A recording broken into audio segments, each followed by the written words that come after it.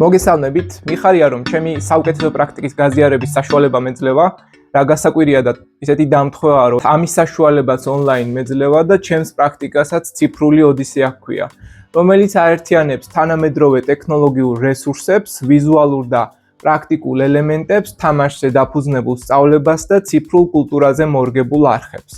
ეს მოდელი ეფუძნება როლურ თამაშებს, თემატურ პრეზენტაციებს, ინფოგრაფიკებს და ვირტუალურ პლატფორმებზე დაფუძნებულ მრავალმხრივ აქტივობებს.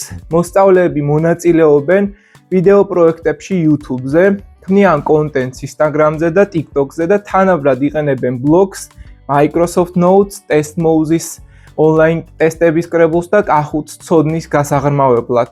სწავლების პროცესში ჩართულია საგრძნობლად ახალი მიდგომები, მათ შორის არის თემატური დეგუსტაციები, ყველის და ყურძნის დეგუსტაცია, პრაქტიკული დავალებები, თარგმნითი სწავლება და ონლაინ შემაჯამებლები და სწორედ ეს მიდგომა ციფრული ოდისეა აქცევს მოსწავლეს აქტიურ შემოქმედად და მასწავლებელს მოქნილ და მედეგ მეგზურად ამ მრავალმხრივ ციფრულ გარემოში. ეს მოდელი პასუხობს თანამედროვე განათლების გამოწვევებს და ქმნის მოქნილ მრავალმხრივ და მოტივაციურ სასწავლო სივრცეს, რომელიც სიმართლე რომ გითხრათ, აცოცხლებს ნამდვილად ყველა გაკვეთილზე არსებულ ისტორიას და მის საზღვრებს ცდება. ახლა შევეცდები ეს ყველა პრაქტიკული ნაწილი სათითაოდ განვიხილო და წარმოგიდგინოთ. პირველ პრაქტიკას გაგიზიარებ და ეს ეხება როლურ თამაშს.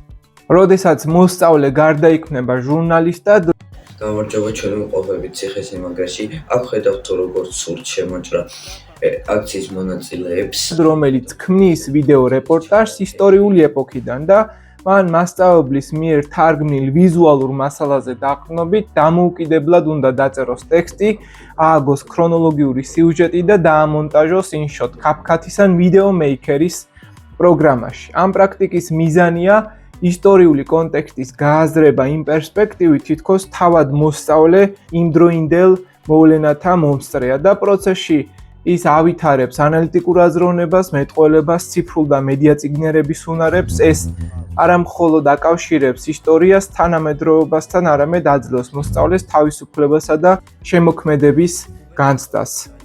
ეს როლური თამაში შეგიძლიათ გამოიყენოთ ყველა ეპოქასთან მიმართებაში, ყველა აქტივობასთან დაკავშირებით.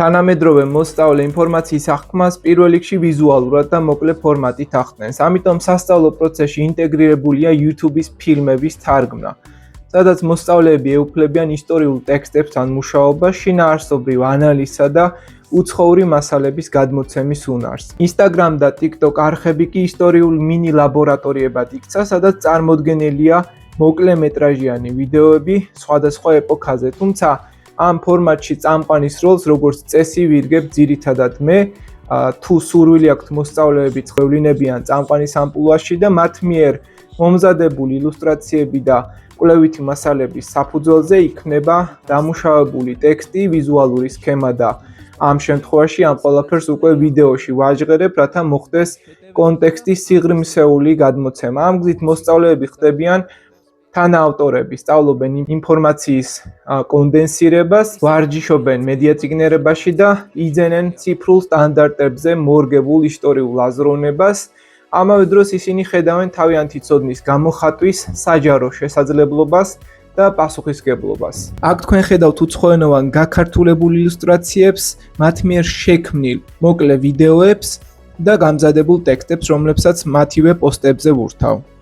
TikTok, YouTube და Instagram სწავლების ყოველდღიური პროცესია, თუმცა რაც შეეხება ციფრული ოდისეას ერთ-ერთ მთავარ ღერძს, რომელიც საგნობრივი სწავლების ინტეგრაციას მოიცავს სოციალურ ქსელებში, ეს არის სისტემურად 10 თვეზე, 3 თვეზე ან რამოდენიმე კვირაზე გათვლილი სწავლების პროცესი.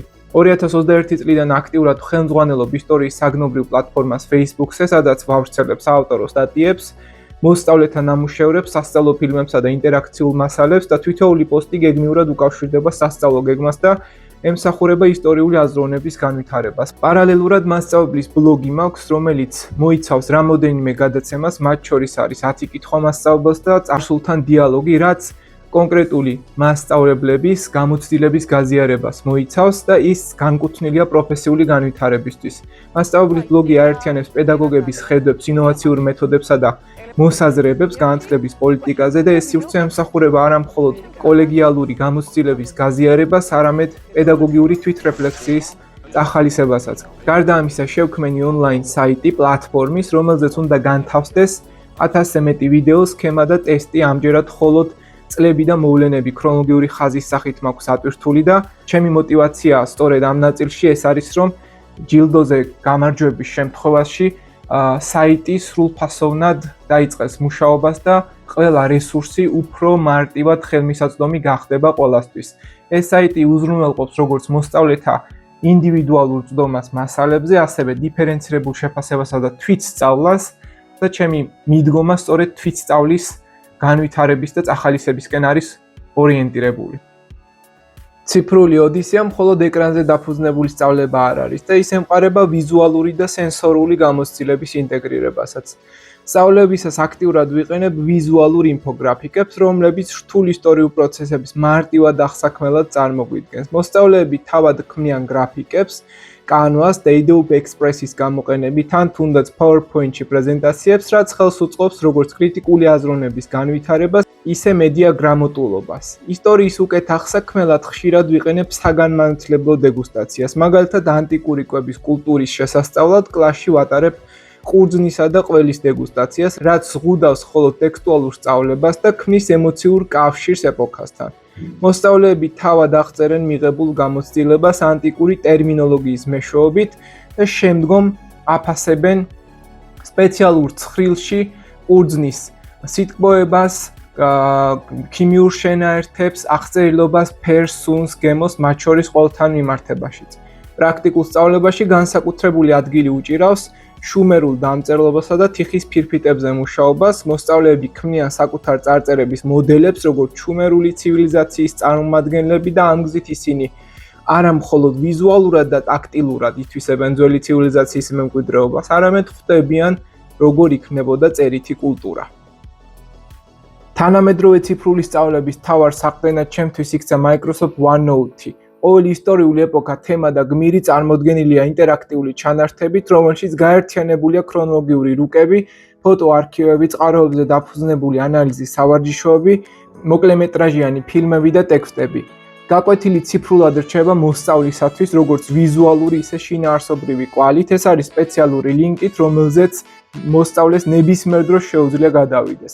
შეფასების პროცესში კი ორი კომპონენტი დომინირებს, კაჰუტი და ტესტ მოუზი. კაჰუტის მეშვეობით ვქმნი თამაშით გადამოწმების ჯანსაღ გარემოს, ღებულობ უგუკავშირს, ვამაღლებ мотиваციას და ვიზუალურად ვაცოცხლებ ისტორიულ ფაქტებს. ტესტ მოუზში კი ყოველი ტესტი გათვლილია მრავალფენიან აზროვნებაზე. კითხვები აერთიანებს ფაქტობრივ, ანალიტიკურ და კრიტიკულ ელემენტებს ბლუმის ტაქსონომიის შესაბამისად და მოსწავლეები ტესტებს სახშიც დამოუკიდებლად წერენ, რაც დამოუკიდებლობისა და დროის მართვის უნარებსაც ჩემ შემთხვევაში ავითარებს. განსაკუთრებული მნიშვნელობა კი ენიჭება აუდიო გაფორმებას. ჩემი ყველა გაკვეთილი მორგებულია ფონურ მუსიკას, თემატურ ჰიმნს ან ემოციურ ხმოვან კონტექსტს და ამისთვის ვიყენებ სპეციალურად ჩემს პერსონაჟად ქცეულ სპიკერს, სახელად ელზას, ბუს ფორმის პატარა დინამიკს, რომელსაც მოსწავლეები სიხარულით ხვდებიან ყველა გაკვეთილის დასაწყისში. ელზას ხმაურით იწყება ჩვენი ისტორიული მოგზაურობა თითქმის ყოველთვის და ხმოვანი ლანდშაფტი ქმნის ემოციას, ამაღლებს ყურადღებას და ხელს უწყობს სწავლების ინკლუზიურობას. ამგვარად ციფრული ოდისეა ეფუძნება შინაარსობრივ სიღრმეს, ტექნოლოგიურ მრავალფეროვნებასა და ემოციურ ჩართულობას, რაც ქმნის სრულყოფილ საგანმანათლებლო გამოცდილებას ჩემთვის. და ციფრული ოდისეას ბოლო პრაქტიკული ნაწილია თამაშების სწავლება, რომელშიც სხვადასხვა ეპოქის თამაშების კონკრეტული ბრძოლების გაცოცხლება ხდება გაკვეთილზე 10 წუთიან ან 5 წუთიან პერსპექტივაში და ამ პროცესში რასაკვირველია თვითონ მოსწავლეები არიან ჩართულნი. წარმოდგენილი პრაქტიკა მხოლოდ მეთოდების ნაკრები არ არის, ეს არის ჩემი პედაგოგიური ხედვა, რომელიც აერთიანებს ტექნოლოგიას, ემოციებს, კრეატიულობასა და აკადემიურ ღირებულებებს და ეს მეთოდი ციფრული ოდისეა უკვე ათასობით მოსწავლის ციფრულ გზას ციფრული გზის თანდევი გახდა და იგი ქმნის სივრცეს, სადაც ისტორია უბრალოდ კონკრეტული ერთი საგანი კი არ არის, არამედ რაღაცა დიალოგი ერთგვარი წარსულსა და აწმყოს შორის. ისტორიის ციფრული პლატფორმა, რომელმაც უკვე 60,000-მდე ადამიანი გააერთიანა და 800-ზე მეტი ვიდეო გაკვეთილი არსებობს საერთო ჯამში, ნათლად აჩვენებს, რომ თანამედროვე მოსწავლე სწორედ ასეთი ფორმატით სწავლობს და იზრდება. როგორც ჩემმა ერთ-ერთმა მოსწავლემ თქვა, ისტორიის გაკვეთილზე პირველად ვიგრძენი, რომ მეც შემიძლია წარსული ცხოვრებით ვცხოვრობდეო და ასევე მშობელი ამბობს, რომ თურმე შესაძლებელი ყოფილა, რომ TikTok ვიდეოებით ჩემმა შვილმა ისწავლოს. ესაც ჩემი ერთგვარი ხედვა, რომელიც გულისხმობს, რომ ყველა სივრცეში მოსწავლეს დახვდეს მისთვის საინტერესო კონტენტი, ვიდეო, სასწავლო რესურსი, რომლითაც ნებისმიერ ადგილზე, ნებისმიერ დროს შეისწავლის ისტორიას და ნებისმიერ საგანს. დიდი მადლობა ყურადღებისთვის.